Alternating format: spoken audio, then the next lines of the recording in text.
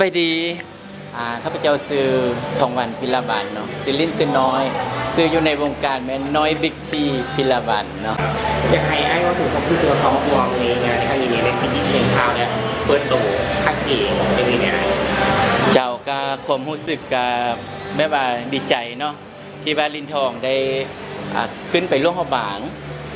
ไปติดต่อแล้วก็ไปลงกันว่าเพิ่นอยากให้มาเป็นนักร้องอยู่ค่าย Anywhere เนาะก็เลยว่าลมกันไปลมกันมาก็ตกลงจะว่ามาเฮ็ดเพลงนำเพิ่นเนาะเป็นซิงเกิลแรกที่ว่ากับ Anywhere เนาะ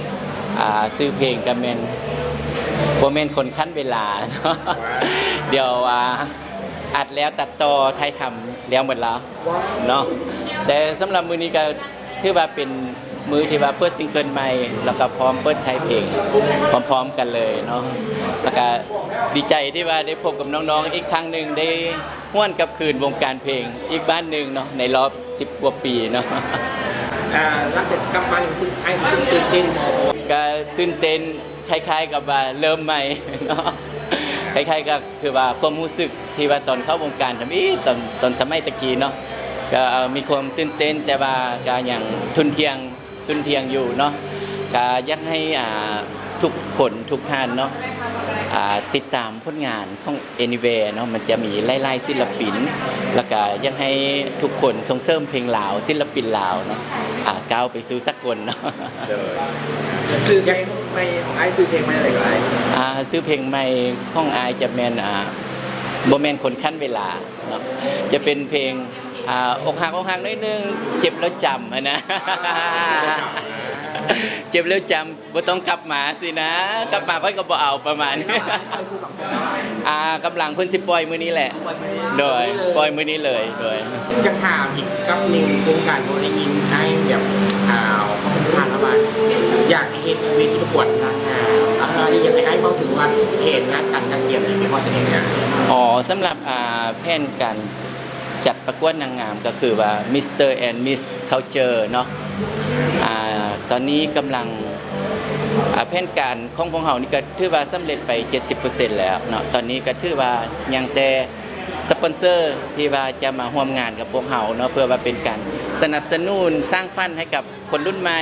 แล้วก็เป็นการอนุรักษ์รักษาวัฒนธรรมให้กับคนรุ่นใหม่ก้าวไปสู่สากลเนาะเพราะว่าตอนนี้เวทีเขาเจออยู่ที่ประเทศเวียดนามเพิ่นก็ติดต่อมาเนาะซึ่งจะประกวดในวันที่1 เดือน 5สำหรับปีนี้นี่เนาะแต่ว่าเขาคิดว่าเขาอาจจะเกี่ยมคนบ่ทันหรือว่าทางน้องๆทางเวียงจันทน์บ่แม่นไผสนใจเนาะเพราะว่าเขาจะเอาไปเป็นตัวแทนของประเทศลาวเนาะที่ว่าจะเข้าร่วมกับโครงการตัวนี้เนี่ยมันจะมีรุ่นจูเนียร์แล้วก็มีรุ่น18 ปีแล้วก็มีรุ่น20 กว่าปีขึ้นไปเพิ่นจะมี3รุ่นเนาะเพื่อว่าจะไปเผยแพร่วัฒนธรรมความเป็น culture ของแต่ละประเทศเนาะวันนี้เขาเรื่องผลิตภัณฑ์แบรนด์ของอันนี้เป็นข้อเสนอเพราะว่ารู้สึกว่าการบอกความเป็นดีเองตรงนี้เป็นอะไรเนี่ยโดยสำหรับแบรนด์ก็เป็นแบรนด์ของ Easy เนาะมันจะมีตัวที่ว่าทำความสะอาดหน้าเนาะคล้ายๆกับโฟมแต่มันบ่แม่นโฟม